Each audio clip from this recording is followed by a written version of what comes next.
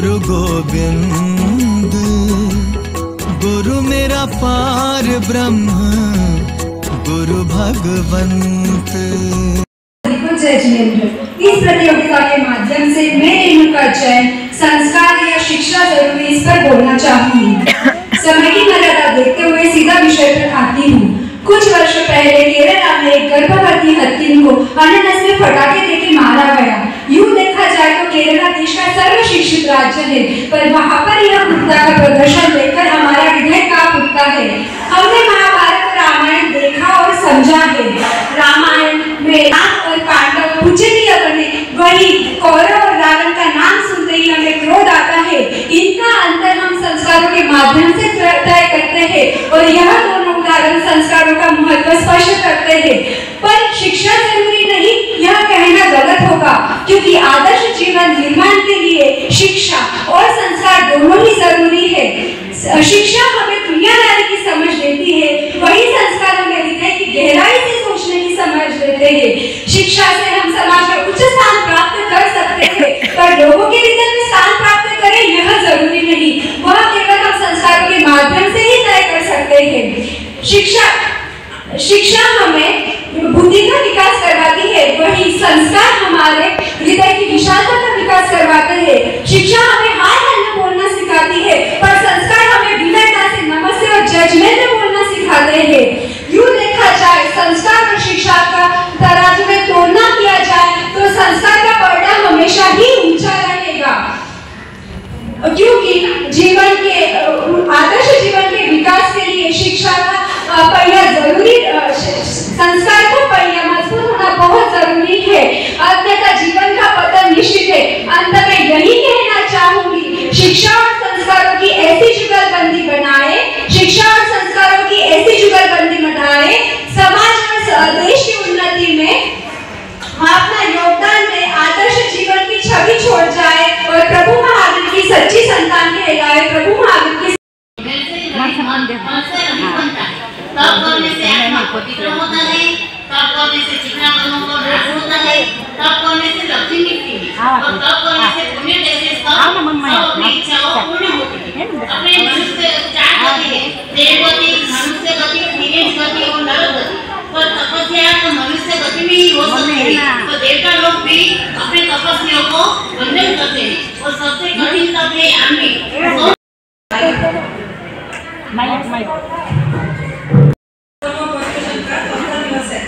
इस पावन पर्व को हम महासती जी पूजन चालू करने की बाबा साहब का सानिध्य मिला है।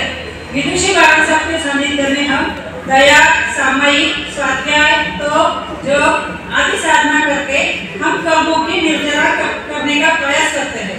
यह सुनहरा मौका हमें बार बार मिलने वाला नहीं है, इनका हम अवश्य लाभ लेंगे।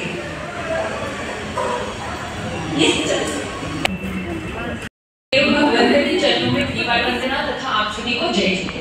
मेरा विषय है पर्युषण पर्व में सच्ची धर्म आराधना। आज पर्युषण पर्व का चौथा दिन है। पर्युषण पर्व कहता है जब तक आराधना साधना करो, अपनी आत्मा का चिंतन करो ताकि भविष्य में कर्म ना बंधे। पर सच्ची में 8 दिनों में धर्म आराधना करके हमारी आत्मा उज्जवल हो जाएगी। हमारे पूर्व भव के कारण, पूर्व कर्मों के कारण आज हमें मनुष्य जन्म मिला, आर्य क्षेत्र मिला, उत्तम कुल, लंबी आयु, निरोगी काया, पूर्व इंद्रिय, संत समागम, जीववाणी सुनने का अवसर मिला, जिसी को हम जीववाणी पर श्रद्धा के पुरुषार्थ अपना जागरण कर सकते हैं। ये 10 बातें जो दुर्लभ हम लोगों को मिली है, क्या हम इसका सही इस्तेमाल करते हैं, इसकी सही में आराधना करते हैं? पहले हमारे परिवार संस्कारित होते थे, एकत्र परिवार होते थे, बच्चों को अलग से सिखाना नहीं पड़ता था, बच्चों में संस्कार हो जाया करते थे, बड़ों को देख के बच्चे संस्कारित होते हैं।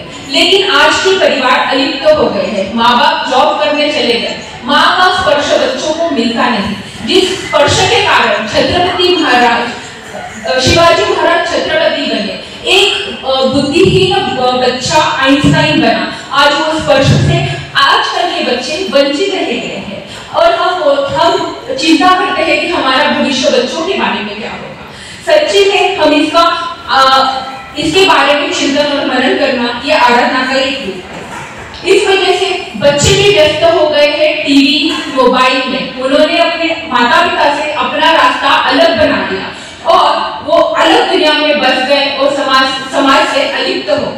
इस वजह से ना आराधना कर पा रहे हैं, ना जिन्वानी सुन पा रहे हैं, ना उसका महत्व समझ पा रहे हैं। जो माता पिता बच्चों के सारथी श्री कृष्ण बन सकते हैं, सारथी बन के उनका जीवन सुलझा सकते हैं, वो स्वयं ही इन सारी जीवन शैली में उलझ गए।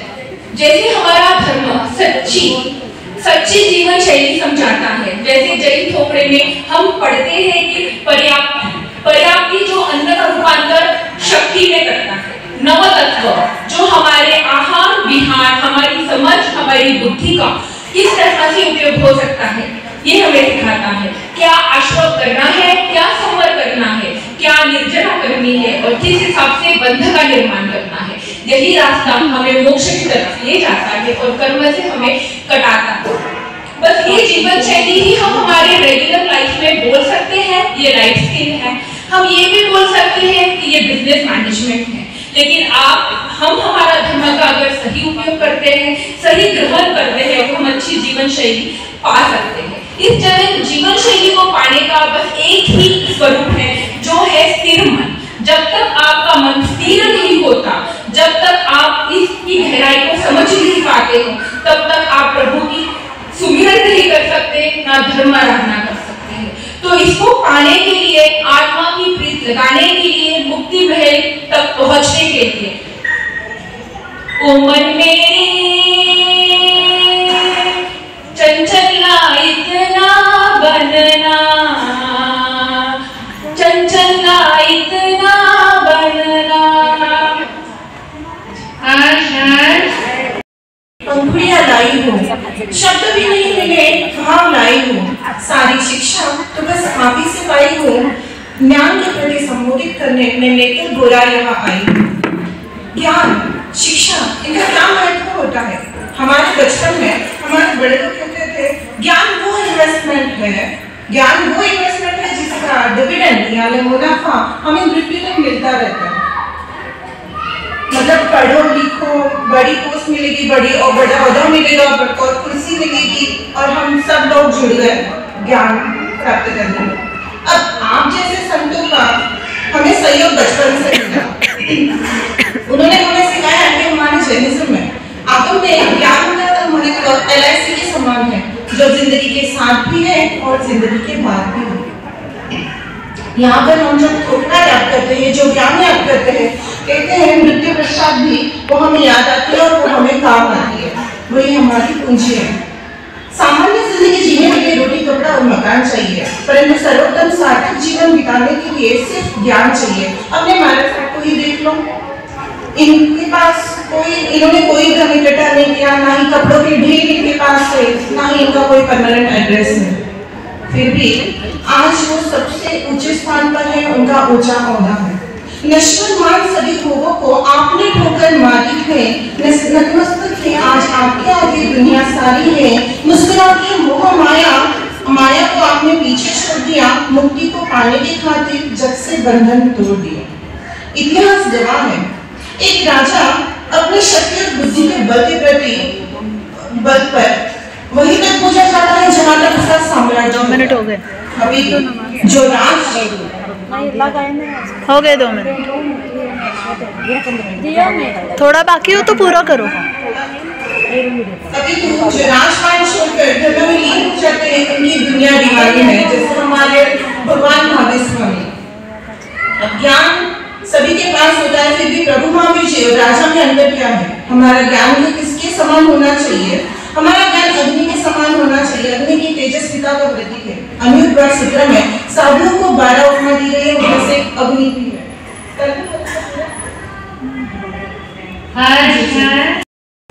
आज के जमाने में बेटी को संस्कार देना बहुत जरूरी हो गया है। बेटी बचाते हैं, लेकिन संस्कार कोई देता नहीं। क्योंकि कोई बड़ा घर बोलते गए तो पानी में मैं देख लूंगा, वो विषय नहीं है। और मैं आपसे कह रही थी, बेटी बचाओ, बेटी में संस्कार दो। बेटी स्कूल में जाओ, कॉलेज में जाओ, लेकिन फिर मारो बिल्कुल ध्यान देने की बात का विचारो, हिम्मत काटते थे। माँ दादी बोले तो मैं कह कागज देंगे, मैं देख लूँगी, पर बेटी ने संस्कार नहीं दे रहे। जरा सासरे जावे, जरा बचे उन्हें वो संस्कार नहीं दे रहे, जिसको उन्हें वो प्रॉब्लम आ जरा माँ बेटी ने घड़ी घड़ी पूछे, अगर तू सही खाओ कहीं की, वहाँ उनका संस्कार दिया नहीं ना उन्हें, संस्कार देता बेटी ने तो लोग करेगा कौन, बच्चा माँ कौन करने देवे, अगर तू कहीं खाओ कहीं पियो कहीं करो, खाली सासू कहीं करी, पहला का जमाना में योग कहीं चलता नहीं, पहला बेटी माँ की सासू बनती, आगे सासू आगे बेटी सासू ने तोड़ा, क्या बात तो सही है, बेटी संस्कार देना बहुत जरूरी है, बेटी पढ़े जावे वही जावे वो बिल्कुल वो ध्यान रखना माँ को बहुत जरूरी है, क्यों कि बेटी जावे कॉलेज में, अपन कहीं क्या नहीं हमारी बेटी को घोड़ों ऊपर सीख रही है, पर बेटी बच्चे कई करे, वो बिना ध्यान सुखी रहेगा, और पूरा घर पर नहीं छूटेगा। आजकल कितना हुआ है कि बेटी ने बेटी सासरे में रवाना गई नहीं कि लगे सगरे फोन कि अगर तू किसे है किसी मजा में है वही करो क्यों तेलो जी ने बोलो सासरे में छूट के ना कोई ना के बाबा ना जरा ने बेटी कैसे करी तो फिर उसको जवाब किसी ने पूरा माने कर दे कि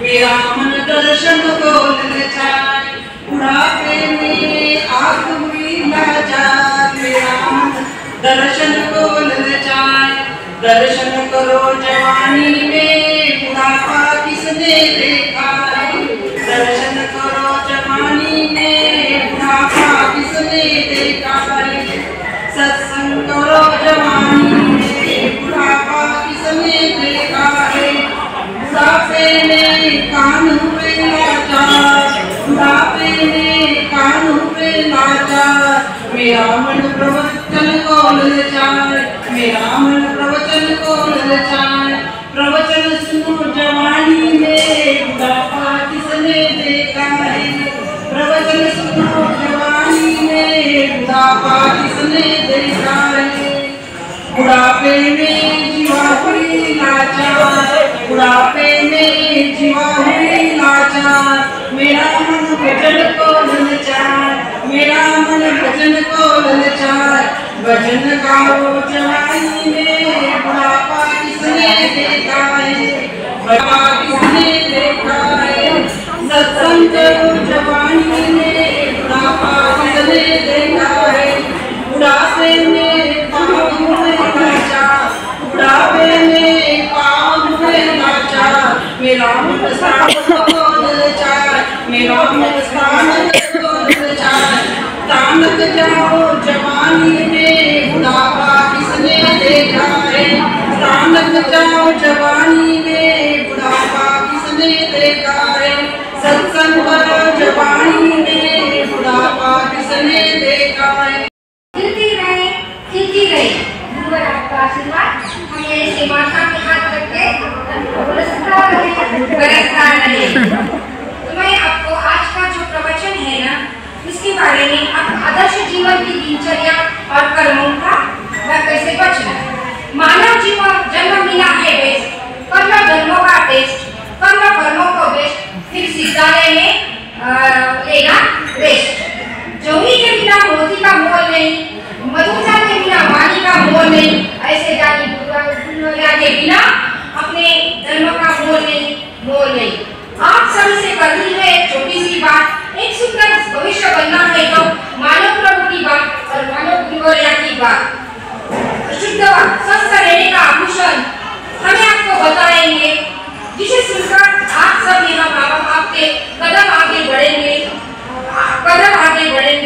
तुम जीवन को सफल करना बिना काम की बातों में, कर्म को बांध के समय को मत गवाना। तो यानी बात को ज्यादा जोर लगा के समय को मत बुझाना और समझना। टीवी, डांस, मोबाइल, संगीत यह है असंस्कार का खजाना, हानिकारक ध्वनि प्रदूषण से इसे बचते जाना। आनंद राम कृष्ण महावीर की कहानी बच्चों को तुम सिखाना, बच्चों को तुम दिखाना,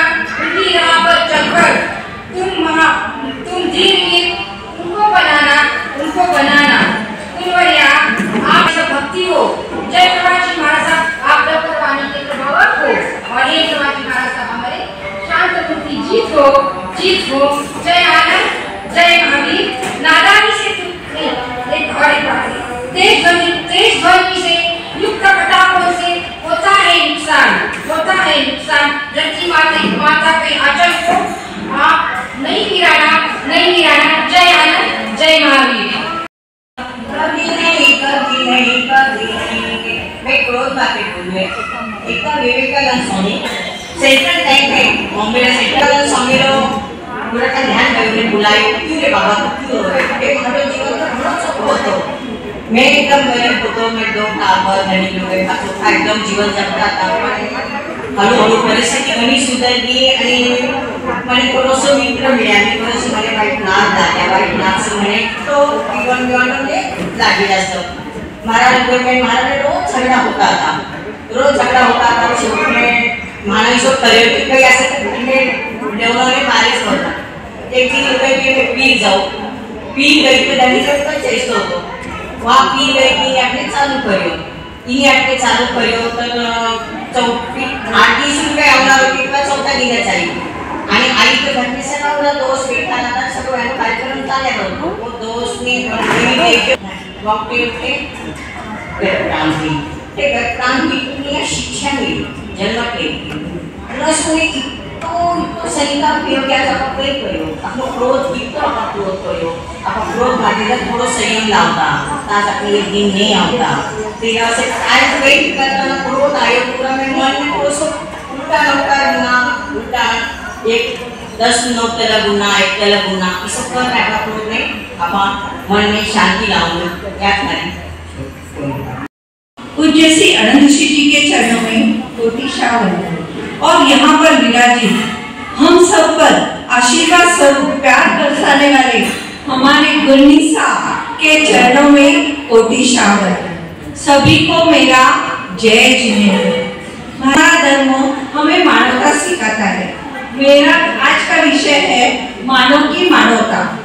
न भूले मानव अपनी मानवता को. न रहे धर्म सिर्फ ग्रंथों में.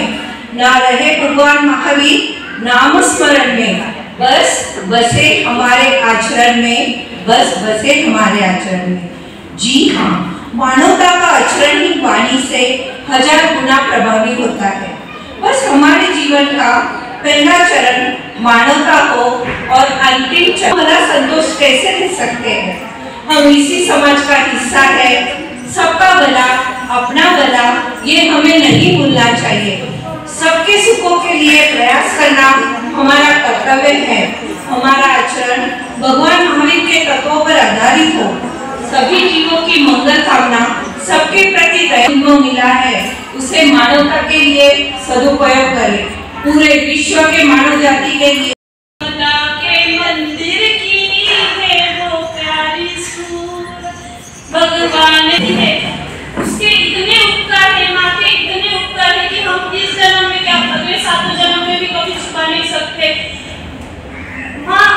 मतलब दुनिया की वो सबसे इतनी स्ट्रॉन्ग लेडी होती है जो सब कुछ सहन करने के बाद जब हाथ में बेबी आता है तो वो सब कुछ सहन करने के बाद वो सब भूल के वो बस अपने बच्चों को देखती है. वो खुशी आगे का सारा जीवन काट लेती है. उसका तो कुछ भी रहता नहीं है. बेबी के बाद तो वो खुद का मतलब तन मन धन बोल के कुछ भी नहीं उसका खुद का रहता. सब जुड़ा जाता है तो वो बच्चों के साथ जुड़ा जाता है. बट माँ तो माँ होती है और माँ जीवन में जितना भी बोलो आज तो उतना कम है. बस मैं इतना ही कहना चाहूंगी कि हर रोज अपनी मम्मी के पैर छूते जाइए. उनके पैरों में स्वर्ग दिखाई देता है. माँ होती है. चर्चे में तो सॉरी इसके आगे नहीं बोल सकती मुझे मेरी मम्मी. हमारे मित्र अन्नदाता है. दूध से रक्षण करने वाले हमारे सखा है. आज पेड़ों को काटने से धरती वीरान हो रही है. बारिश का प्रमाण कम हो रहा है. हम सबको वर्षा एक पेड़ लगाना चाहिए और उसकी देखभाल करनी चाहिए.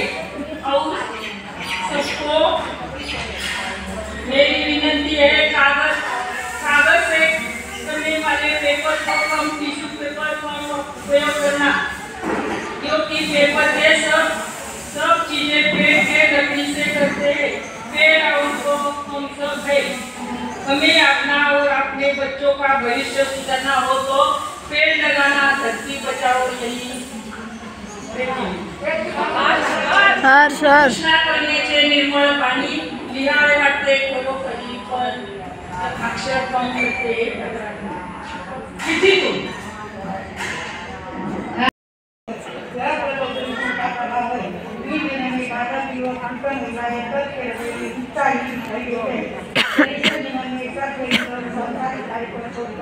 घर बाजार